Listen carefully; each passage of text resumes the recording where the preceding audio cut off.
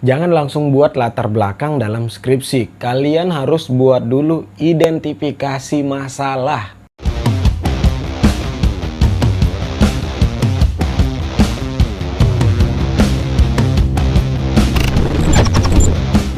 Halo, assalamualaikum teman-teman, para mahasiswa pejuang skripsi ya. Sekarang lagi musim-musimnya skripsi, oke?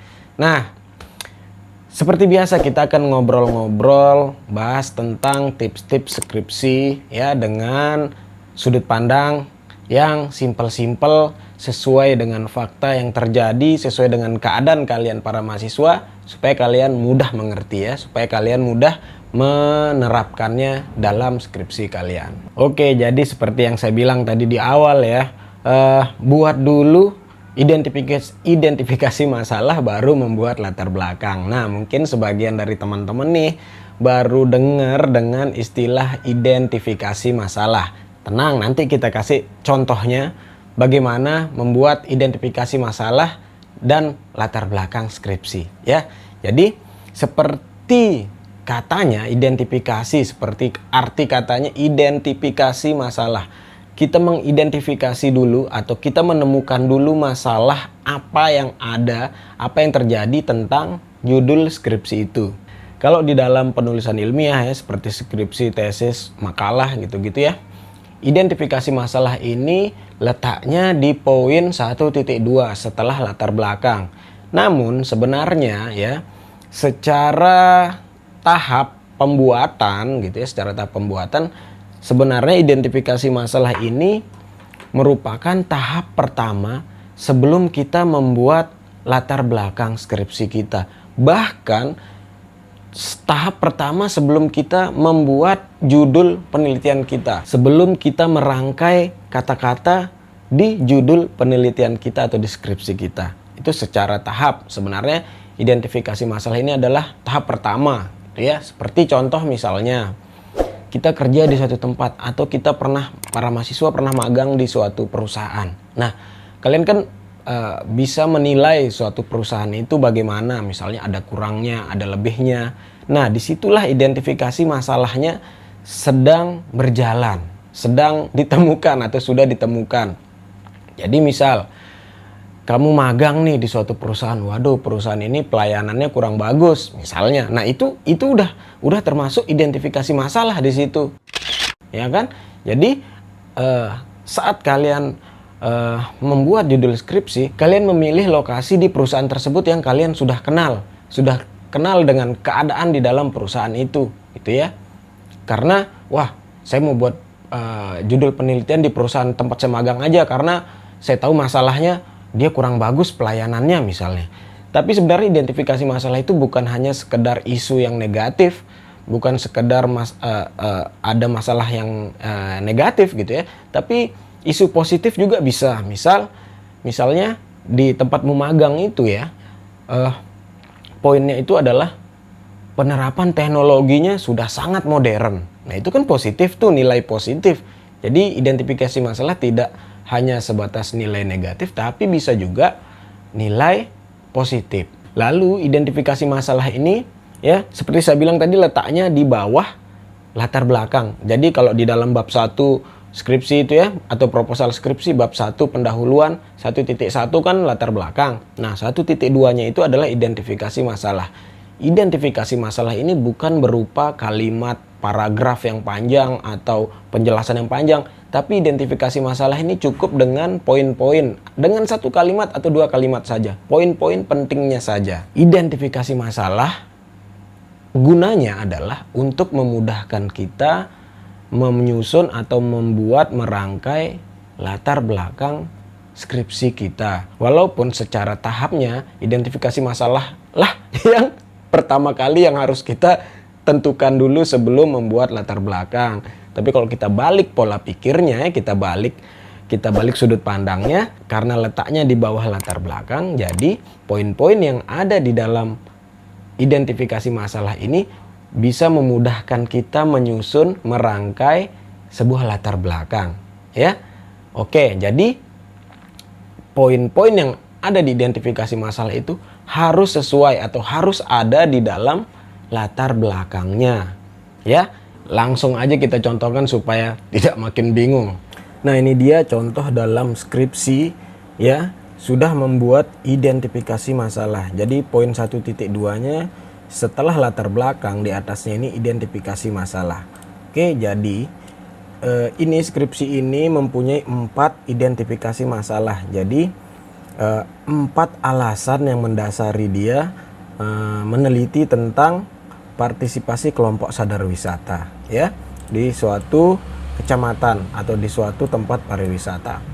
Oke, poin pertama di sini dikatakan lokasi wisata ini memiliki potensi untuk menyerap wisatawan. Nah, poin ini harusnya ada di paragraf pertama. Oke, di bagian atasnya latar belakang. Kita cek. Nah, di sini dikatakan sesuai dengan isi dari poin dalam identifikasi masalah ya, pariwisata yang dimiliki oleh Desa Pasanggerahan yang berpotensi untuk menarik wisatawan datang berkunjung menikmati wisata alam air terjun yang dipercaya sebagai obat yang dimiliki desa. Jadi sebelum masuk ke sini ya, sebelum masuk ke poin ini, dijelaskan dulu, kalian bisa menjelaskan dulu pembukanya atau dasar-dasarnya apa ya. Ya, intinya kalian kembangkanlah kalimatnya. Nah, di sini kan berarti sudah sesuai isi dalam poin pertama di identifikasi masalah ini ya, yang menyatakan ini sudah dijelaskan di atas. Oke, lalu kita cek poin kedua, partisipasi Pokdarwis belum maksimal dalam mengembangkan pariwisata. Seharusnya penjelasan tentang poin ini setelah penjelasan dari poin pertama. Tadi membahas tentang Pokdarwis belum maksimal. Nah, di sini sudah masuk ke dalam penjelasan Pokdarwis. Jadi partisipasi Pokdarwis merupakan satu hal yang penting dalam membantu pemerintah mengembangkan pariwisata. Nah, di sini dibahas dulu tentang Pokdarwis. Lalu di sini dia intinya. Inti dari poin yang kedua. Namun ada beberapa masalah dalam pengembangan pariwisata, yaitu banyak masyarakat yang kurang dalam pengetahuan tentang pentingnya pariwisata sehingga kurang mendukung adanya kegiatan wisata karena menurut masyarakat setempat citra pariwisata itu tidak bagus dan bisa merusak adat dan budaya serta yang paling mempengaruhi pengembangan yaitu hak pengelola tempat wisata dan lain-lainnya. Oke, jadi poin yang kedua tadi peran Pokdarwis belum maksimal dibahas di sini intinya ya, karena memang masyarakat kurang pengetahuan tentang pentingnya arti pariwisata. Tetapi sebelum masuk ke inti ini ya, inti dari poin kedua tadi, dijelaskan dulu, kalian rangkai dulu kata-katanya apa tentang Pokdarwis, bagaimana, seperti itu ya. Kemudian kita cek identifikasi masalah poin ketiga, tidak dikelola oleh pemerintah desa maupun Pokdarwis. Nah, ini dia hak pengelolaan tempat wisata tidak dikelola oleh pemerintah desa, melainkan dikelola oleh Dinas Pariwisata langsung. Ya, jadi seharusnya memang pemerintah desa lebih berperan aktif dalam mengelola objek wisata di desanya. Tapi di sini dikatakan Dinas Pariwisata yang langsung mengelola.